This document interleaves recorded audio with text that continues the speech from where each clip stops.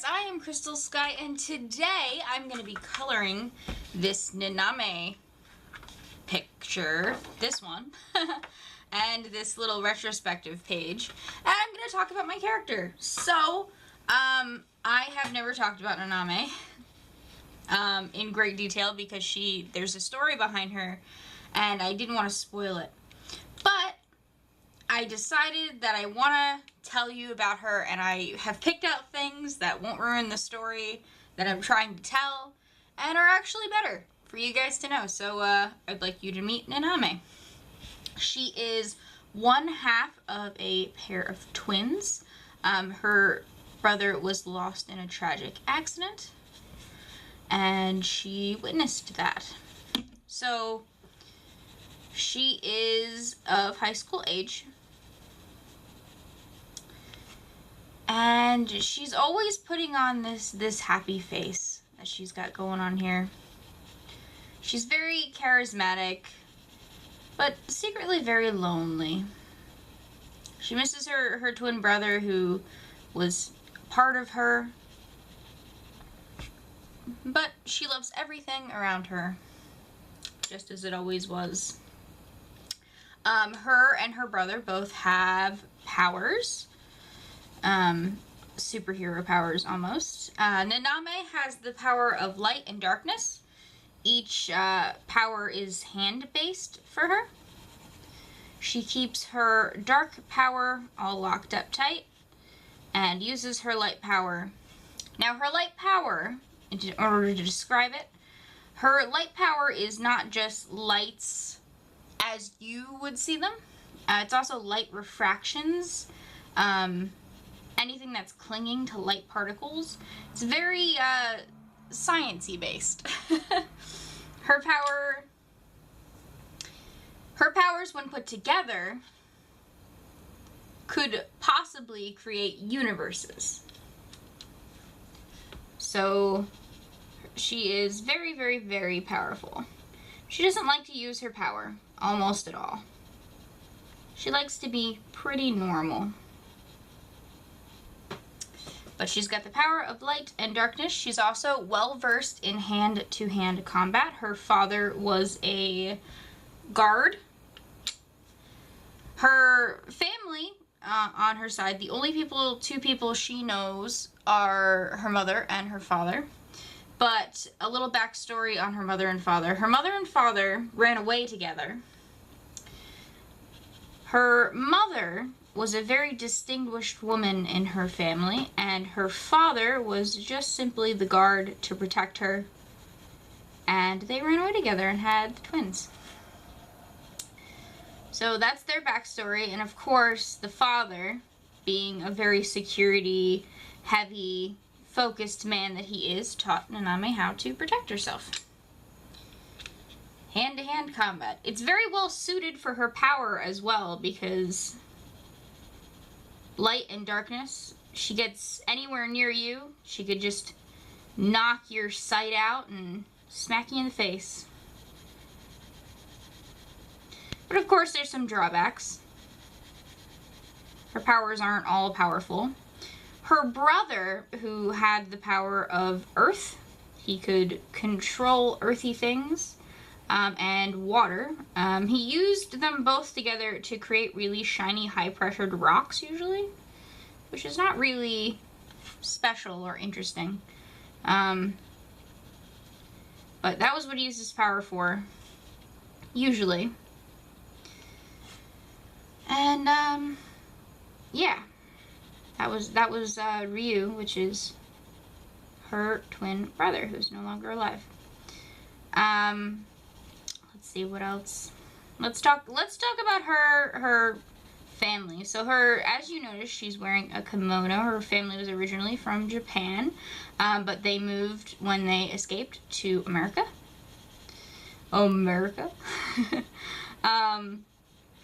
She is kind of isolated from society, and that's really a hiding factor for her and her family. They don't want to really be discovered. They ran away out of love together, and they're blending in with society.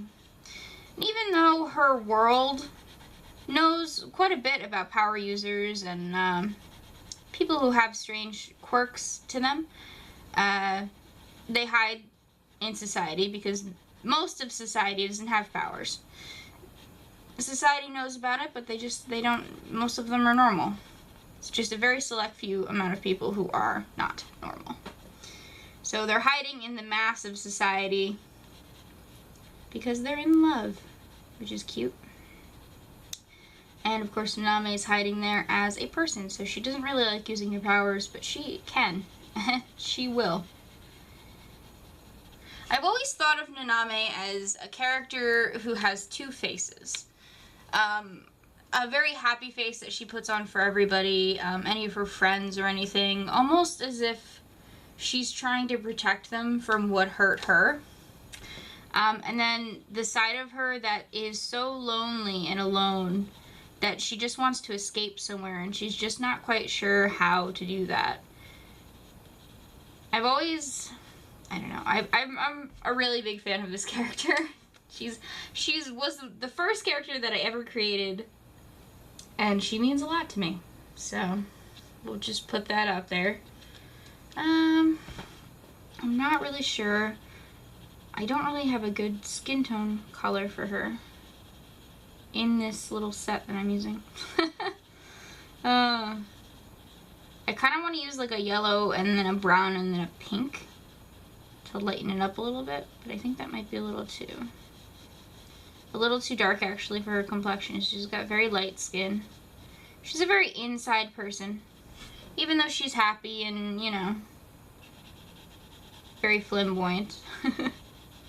Very happy. She, you know, she likes to be inside, which I am also a fan of. She really dislikes rainy days. She hates rain, which is funny because I love rain. So she's the exact opposite way to me of that. Let's see what else. She likes to cook. She learned from her mother when she was very young. She likes to entertain people and make friends, but she doesn't do it very often. It's one of the things that she really likes to do, but she can't do it very often. She is in hiding after all.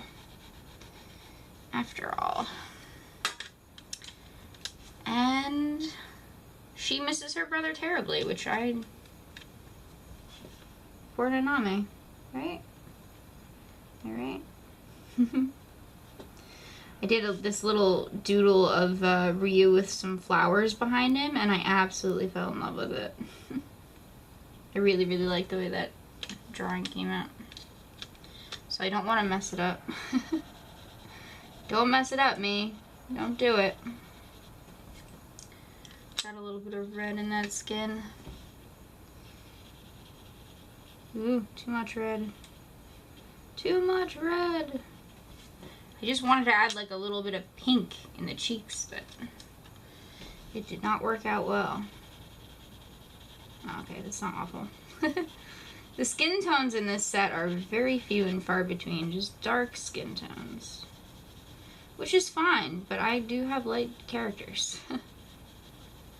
I do. I need those skin tones. Let's try and color these hands. So what do you guys think about Naname? She is a character, again, that I'm very proud of. She's a very take charge leader type, which bodes well for the story, the position that she's put in.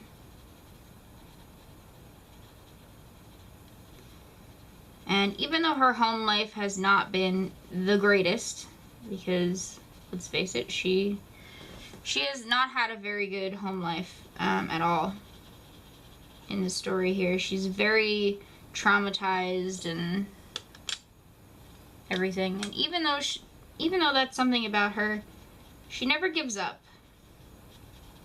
And if someone comes to her and needs her help, she's gonna help them. She's like a superhero. That's just who she is. She's got green eyes, which I actually messed up on the sketch here. But we can add some stuff. She's got green eyes. Let's move on to, these are the gloves she uses. Of course, in hand-to-hand combat, she uses flat gloves without fingers. So fingerless gloves, which is super cool. We're not coloring that page, we're coloring this page. So this is a picture of Naname when she is very, very upset.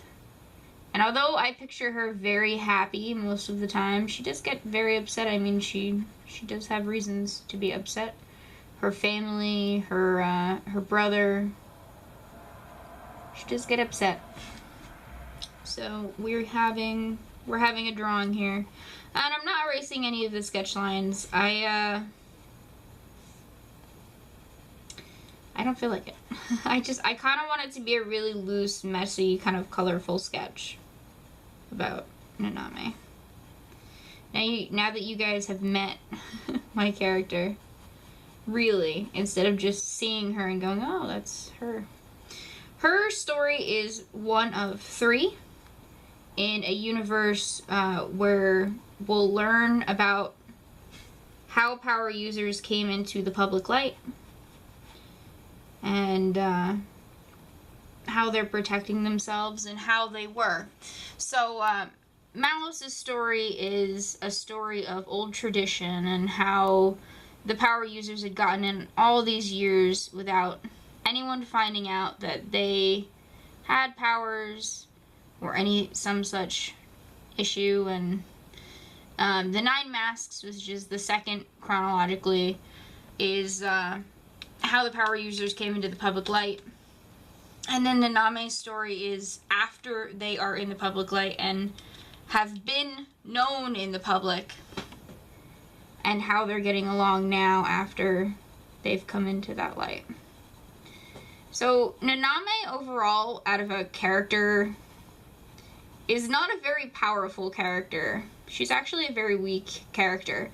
Her brother was much more powerful than her, and that's really where his powers, his problems stemmed from. He had a lot of health issues. So he didn't die from those health issues, but he did have a lot of health issues. And her power was very, very weak in comparison to his. He was kind of like the glowing child. And then there was one. But she was one of a set, almost. Her powers, light and darkness, and then his powers of elements, almost kind of contributed to all of the universe. They were like pieces of the universe. Or so I'd like to allude to with their powers. Now, even though Naname is so weak, she is the main character of this story. And I'm not really a fan, I've never been a fan of stories with characters that are super weak. I like characters that are overpowered, and it's funny, when someone watches an anime, and they go, oh, I didn't like that anime, he was so overpowered, it was like, oh, you know, he's never gonna lose, so where's the suspense? Well, I like those stories a lot. I'd rather watch one of those stories than a story of someone who is so weak they can't do anything. And all they want to do is help, but they can't. But Naname ended up being that type of character, and she kind of developed herself. That's just how I develop characters.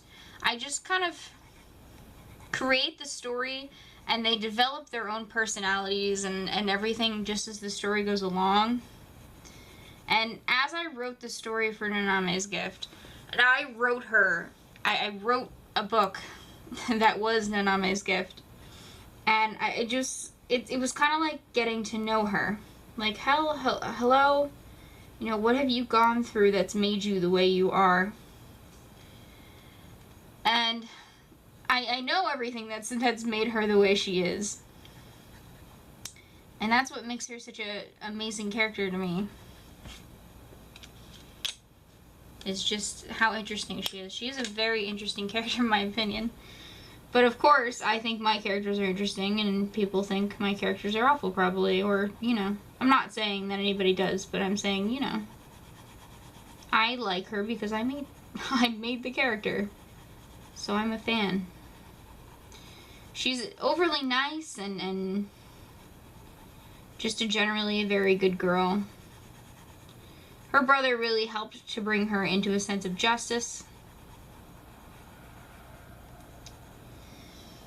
And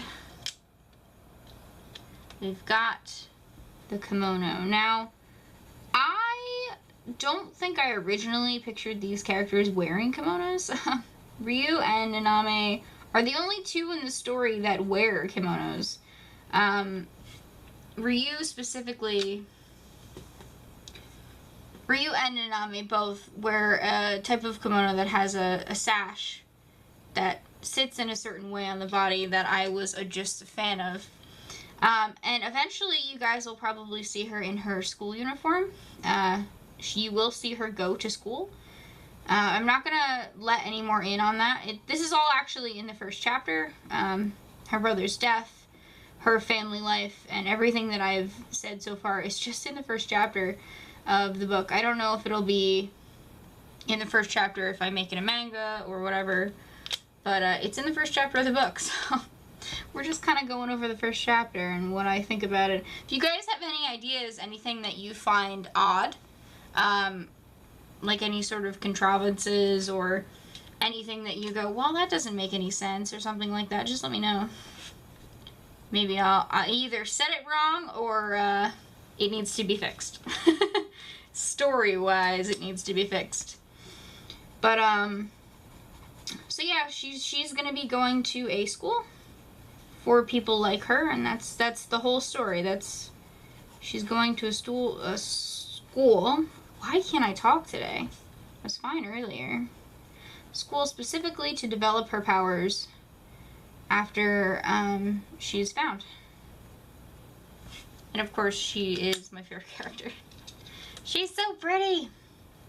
Her hair specifically, let me talk a little bit about her hair for a minute. We're ending the video soon. It's been a long video, but let me quickly talk about her hair. So originally her hair was long all the way around, and it's not anymore. It's short in the back. Let me see, do I have a pencil?